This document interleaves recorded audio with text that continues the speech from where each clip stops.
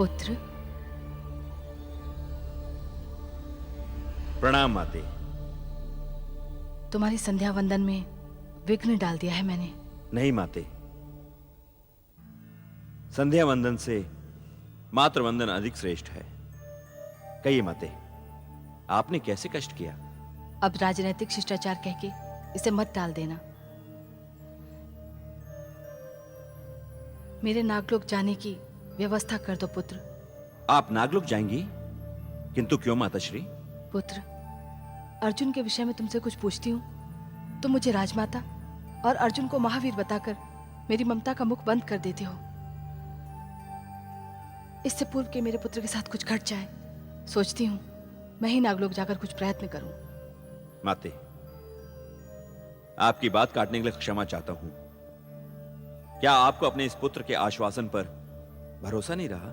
नहीं पुत्र, तुम्हारे आश्वासन पर भरोसा है, किंतु अपने ननिहाल वालों के व्यवहार पर नहीं। पुत्र युधिष्ठिर, मेरे धैर्य को चुनौती मत दो। यदि कन्हैया भी यहाँ होते।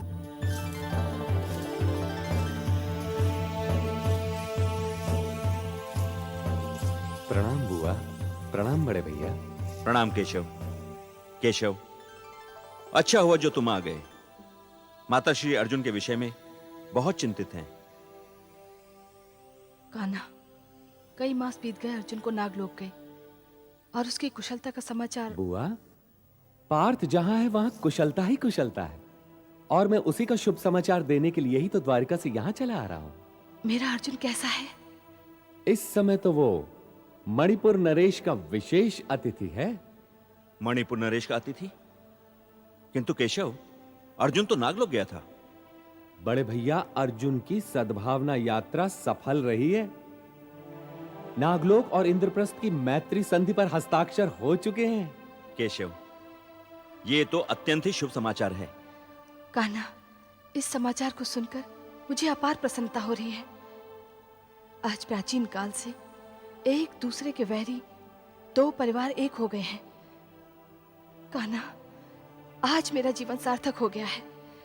ये सब तुम्हारे कारण संभव हो पाया है कन्हैया, अन्यथा नागवंशियों की घृणा तो। बुआ, अर्जुन ने नागवंशियों के हृदय में चंद्रवंशियों के प्रति बैठी सारी घृणा इस प्रकार निकाल दी है, जिस प्रकार कोई विद्वान ज्योतिषी हाथ की आड़ी तिरछी रेखाएं देखकर अर्थ निकाल लेता है।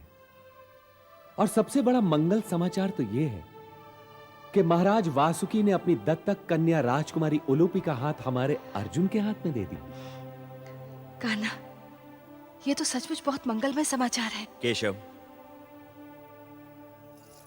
केशव, ये समाचार तो इंद्रप्रस्थ के लिए उत्सव का विषय है, एवं उत्सव का आयोजन भी। मैं स्वयं जाकर सबको सूचित करता हूं।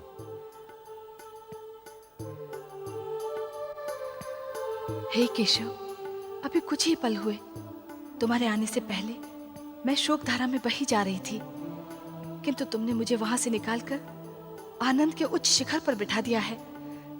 कदाचित इसीलिए लोग तुम्हें आनंद कंद कहते हैं। बुआ, मैं तो समस्त मानवता को प्रसन्नता बांटने आया हूं, और प्रसन्नता की मुद्रा सदैव दुख की टकसाल से ढलकर।